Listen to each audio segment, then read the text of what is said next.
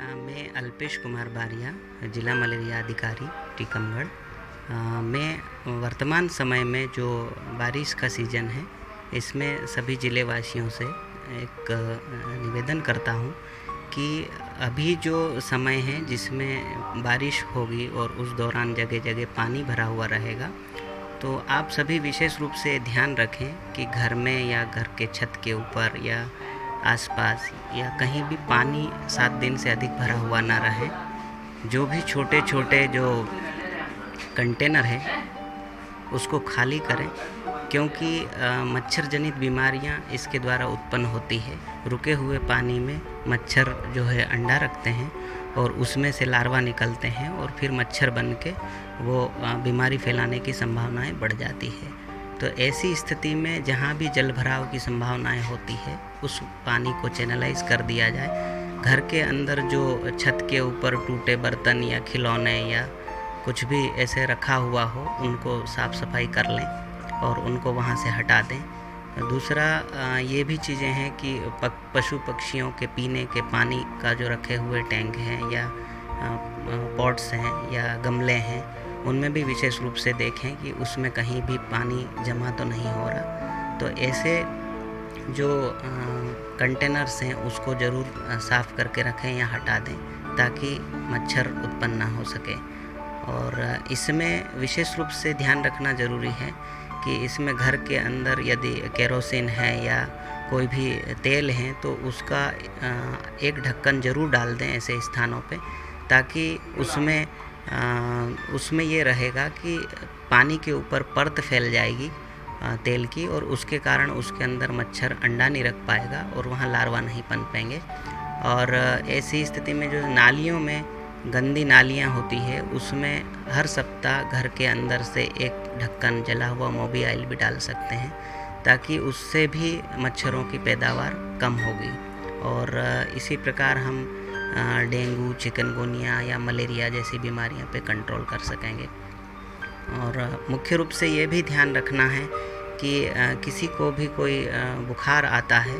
ठंड दे के बुखार आ रहा, पसीना दे के बुखार उतर रहा या लगातार भी बुखार उसको आ रहा है, तो वो नज़दीकी स्वास्थ्य केंद्र पे जाएं और जांच कराएं और उसका फिर उचित उपचार लें। अभी ग्रामीण स्तर पर देखा जा रहा है कि लोग खेती किसानी करते हैं और जगह जगह जल भराव रहता है, घास भी रहता है, डेंगू मच्छर की ज़्यादा मात्रा दिखती है। इसके लिए क्या सावधानी बरतें किसान लोग? मुख्य रूप से यही चीज़ है कि वाटर जहाँ भी ऐसा अगर गड्ढा है जो घरों के आसपास हैं, तो उसको मुख्य रूप से चैनलाइज कर दें, पानी उसको फ्लो बना रहे उसी प्रकार उसको करें, क्योंकि अनावश्यक गड्ढा भरने से उसमें मच्छरों के पैदावार बढ़ेगी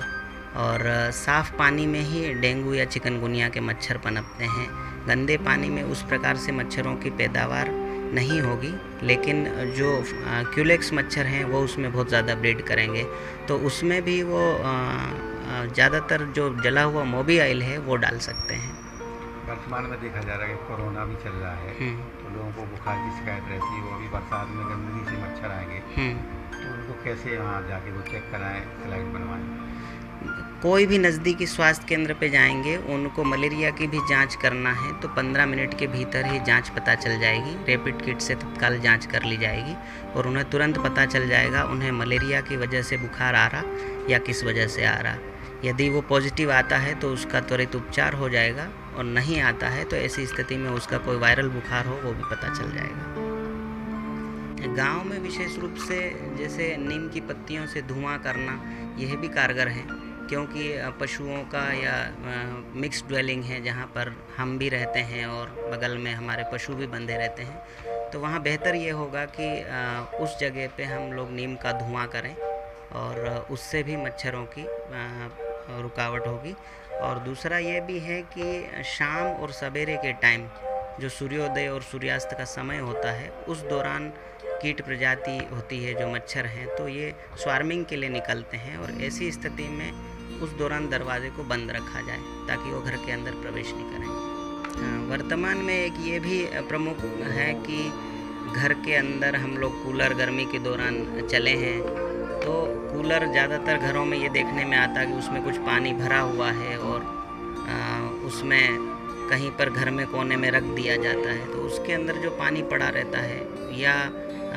फ्रिज के पीछे की ट्रे जो रहती है तो उसमें भी पानी भरा हुआ रहता है। तो ये जो जगह ऐसी होती है जहाँ हमारा ध्यान एकदम से नहीं जाता, लेकिन वो यदि